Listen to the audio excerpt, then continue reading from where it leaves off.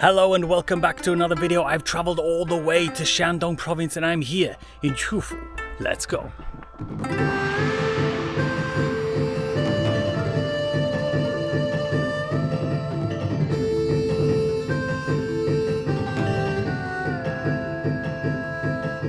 Welcome to Chufu, the birthplace of Confucius, and I'm here at the Nishan Sacred Land. This is the venue of the 10th Nishan World Civilization Forum and the permanent site of the Nishan World Civilization Forum. Since its opening in 2010, renowned Confucian experts, lovers of outstanding traditional culture, politicians and businessmen from all over the world have come to the Nishan World Civilization Forum, which has increasingly become an important window for the world to understand China, an important platform for cultural exchanges and mutual learning, an important bond for building consensus among human civilizations. It has demonstrated grand vision of Chinese wisdom and integration with the world. This year's theme is traditional culture and modern civilization. And over here, you can see behind me this huge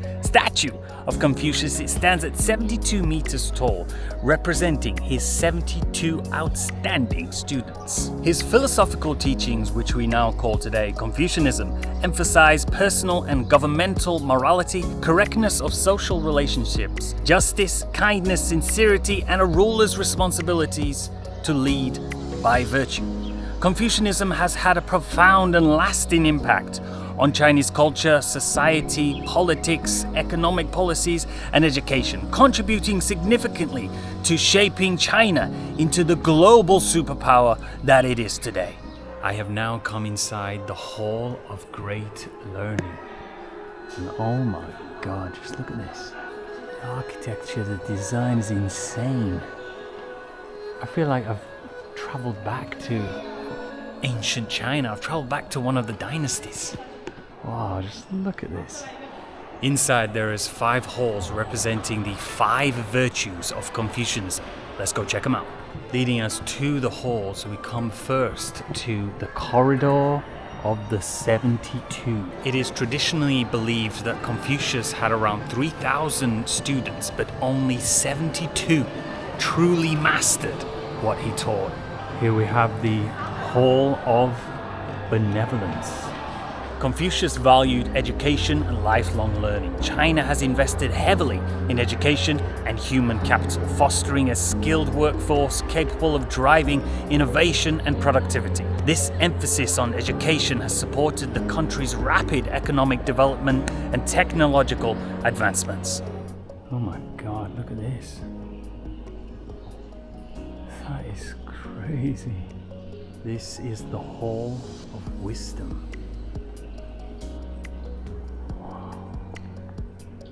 Man, the design of these halls is just incredible. Next up, the Hall of Justice. Oh my Lord, just look at this. It's made of white marble. Confucius' principles of honesty, integrity, justice, and mutual respect have been integrated into business practices. This fosters a positive business environment and helps build international partnerships and trade relationships. Confucianism advocates for a meritocratic system where leaders are chosen based on their virtues and abilities. China has adopted merit-based principles in its political and administrative systems, particularly through the civil service exams and the selection of officials, ensuring competent governance. Can you say the same about the US, the UK? Competent governance. No, you cannot. I mean, just look at the presidential debate that's going off in the US at the moment. It's an absolute circus. It's a joke. In many Western countries, we're seeing their economies struggling, crime rampant, society falling apart, housing crisis, homeless problem, corrupt politicians. Maybe if these countries followed the teachings of Confucius, they wouldn't be in this situation. Anyway, that was just some of my thoughts and opinions on how and why China is winning and why the US should learn from China and learn from Confucianism. Also, I hope you enjoyed that beautiful tour around this Nishan sacred land. Highly recommend it if you want to come and learn about Confucius. Anyway, that is the end of this video, and I will see you in the next one. Signing off.